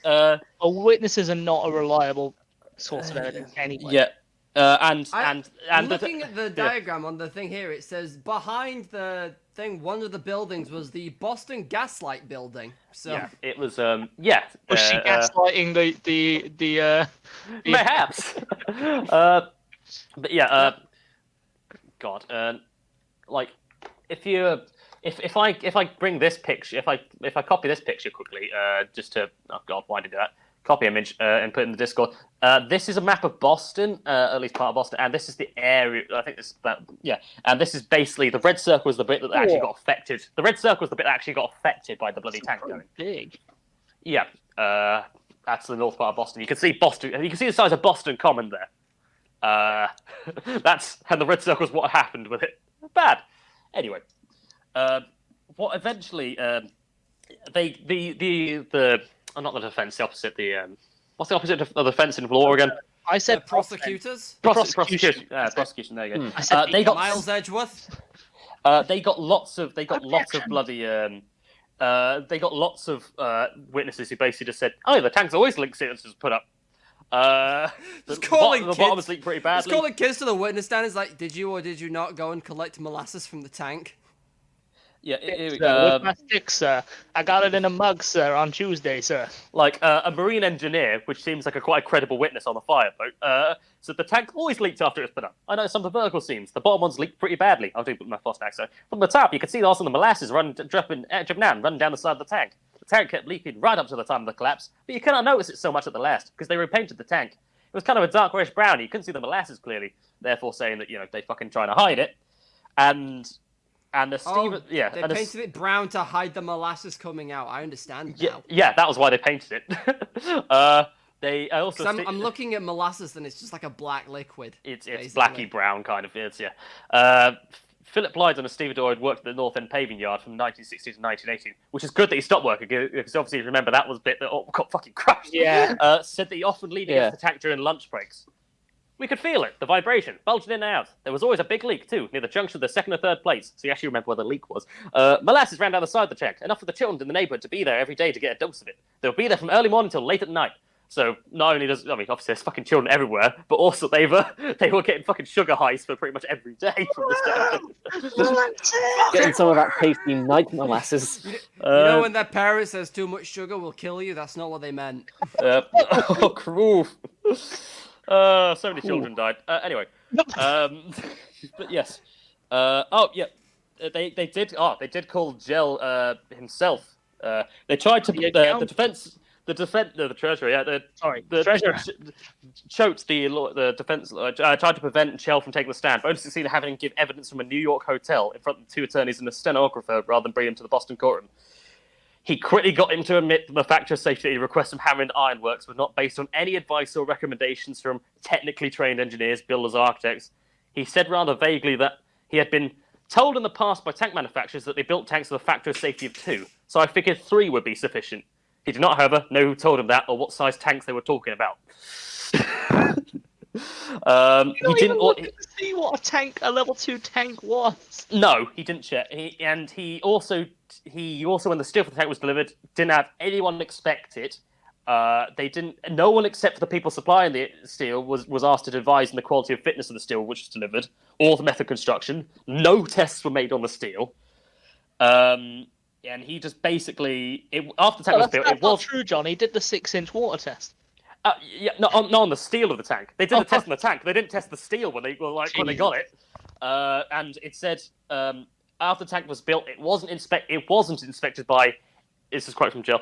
Any architect, engineer, or man who was familiar with steel construction. So he's basically admitted his own idiocy. And it's as I said, they only put 6 inches of steel to check it, and because there wasn't time to fill it up because we had a molasses delivery in 2 days. It's like, why do you have a molasses delivery in 2 days then? It was, it's like, so they literally just didn't want to delay unloading the steamer, and it says they asked him if he had any training experience. They are able to determine whether he could actually check. He said no.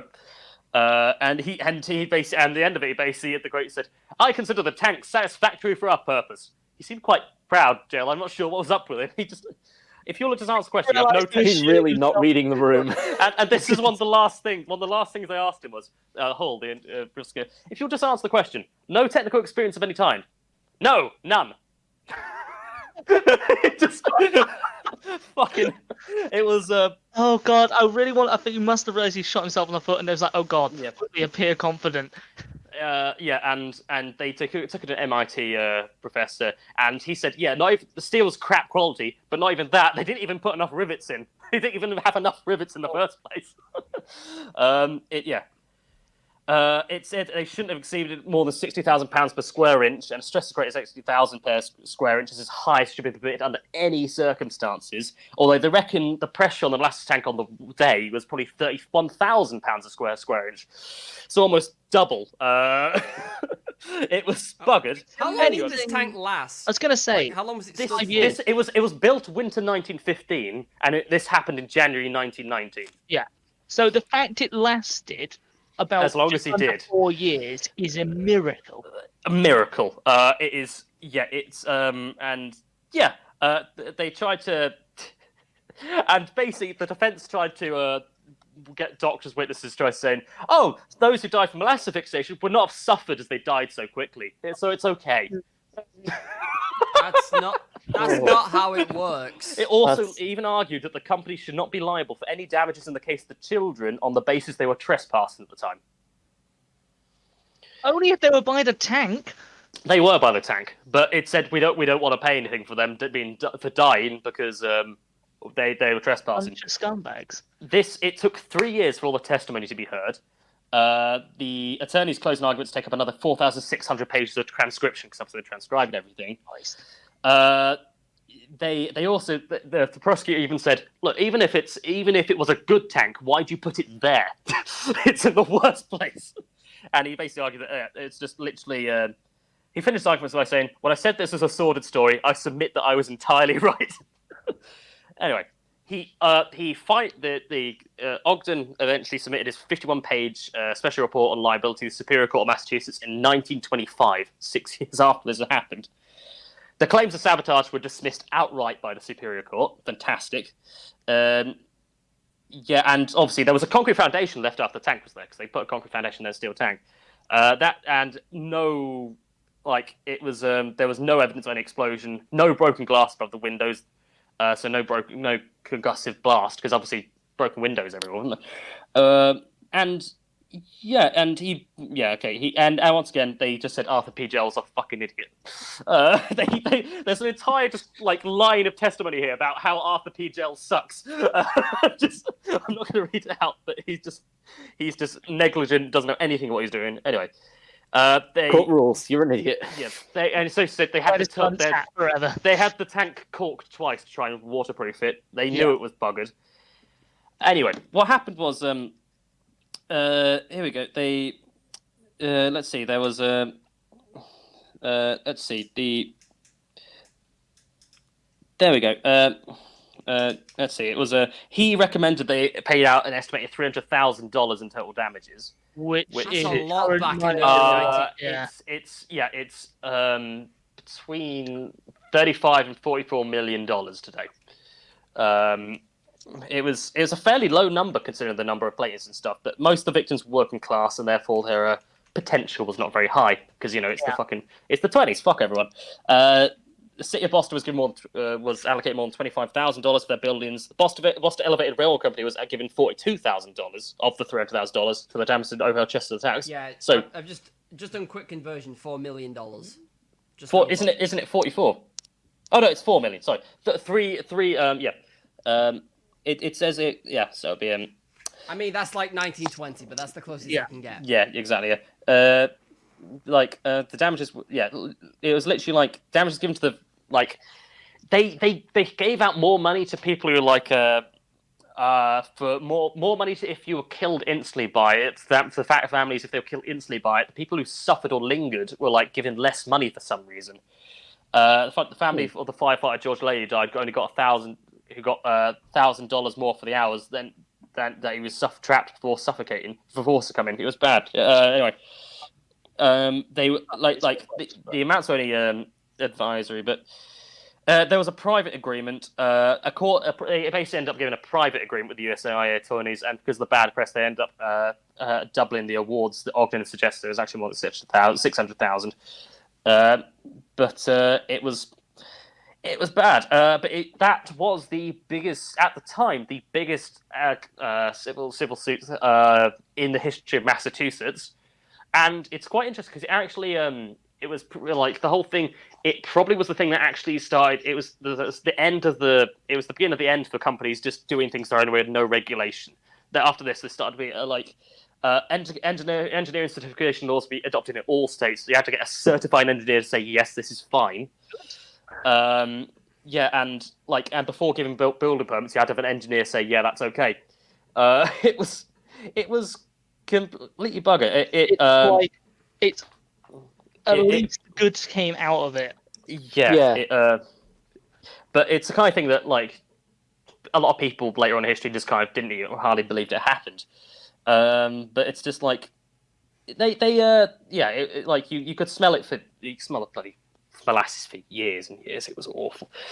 And like there's still like they still for a good long while years after. So it's like a brown tide lines on windows and walls of like affected buildings. And now nowadays the tank is covered by it's now a baseball field, and a plaque at the entrance of a park nearby is the only remaining evidence it was there. The plaque says, it's the last I'm going to say that. On January 15th, 1919, a molasses tank at 529 Commercial Street exploded under pressure, killing 21 people. A 40-foot wave of molasses buckled their elevated railroad tracks, crushed buildings, and inundated the neighborhood. Structural defects in the tank, combined with unseasonable warm temperatures, contributed to the disaster. But yeah, and it basically sorted out. It gave like there was a lot more like what was it called? Building construction regulations basically got kicked off at that period. Yeah, companies weren't allowed to just do what they want. It was somewhat horrifying in its own way, but and as far as I'm aware, the company kept on going. So I'm shocking, even though it had to pay out. Yeah. Oh. It was horrifying. Anyway, that's the Boston Molasses Flood of 1919. I know I died you with a lot of info there, but I did a lot of research into it. So. Yeah. Well. Thoughts? Today's episode I don't know what to say. Today's episode surely has been something. It's been sombering. We'll go with that one. Yeah. Sobering. We like to have a bit of fun and jokes on the podcast, but the amount of death in this one. When John said he was doing a disaster, I was like, okay, I'll pick a disaster. And I picked my disaster because I thought, ooh, snakes and centipedes invading a city. That sounds interesting. Reads what actually happens. Oh, that's depressing. Yeah. But I'm already far too deep to swap now. It's it's bad. It's because it's kind of thing where it's like, ooh, delicious disaster. There's molasses everywhere. It's a funny joke. So many children died. It's bad. Yeah. Oh, God. Well, I guess we'll wrap up there before we all wallow in the, yeah. Yeah. I was going to say self-pity, but that wasn't our fault. I'll make sure I have a fun fact at the end. Not surprise cannibalism again. Yeah, please no more surprise cannibalism. It's not. Plug your stuff, gents. Plug your stuff on the internet. Make sure it's sealed, unlike the dry pond of Mount Pele. Of Pele. The peeled mountain. All right. I have a Twitter, which is @randomjot. I have a YouTube channel, which is Tom H. Jordan. And if you want to read the comics that I have made, you can go to Random Jot Comics on Facebook. There's comics about a guy who got abducted by aliens and got given superpowers, a girl who's part demon, and a girl who has a magic ring that gives her a bunch of powers. So if that sounds like something you'd be into, go there. Check them out. Green Lantern and Captain Planet combined. I I am Nice. on Twitter at Gaius_Nix. That's Guias, because I can't spell. Is that how I spell it? He doesn't even know. Guias, I believe, aren't you? Let's have a look. Guias, Discord. yeah. Yes, I yes. can't remember if that's what I put. Guis. Regardless Also- of spelling, it'll be in the notes There'll be a of link. the Fuck. podcast. There will also be an on-screen end card for mine and Tom's YouTube channel. Yeah. And I also very occasionally stream on Twitch at Gaius_Nix. Same spelling as the Twitter way. They were I will prepared be- for this. I promise. It's just the depression hits hard. We'll have to... I'm gonna go back to speedrunning Pikmin to make me feel better. Oh, John, take us out with Okay. whatever. Right. Twist the nipples. Okay. This is going to be funny, and it sounds unbelievable. It's a real thing. Okay. This happened in London, October 26, 1967. Sean Connery, who at the time was playing movie James Bond, he basically was pulled over by a police sergeant, and fined £15 for speeding, which obviously in those days is actually quite a bit. And the man who actually the police sergeant who actually pulled him over and fined him, actual name was Police Sergeant James Bond. Wow! Oh, That's amazing. Yeah. Nice. Sergeant Bond told reporters afterwards that it's unfortunate, but I was just born with this name and there's nothing I can do about it. Yeah, and we're recording. Oh, I'll be God, with you in people, 5 run! minutes. People, run! Quickly! Scatter! Is that how we're ending? Yeah, fuck it, why not? I guess.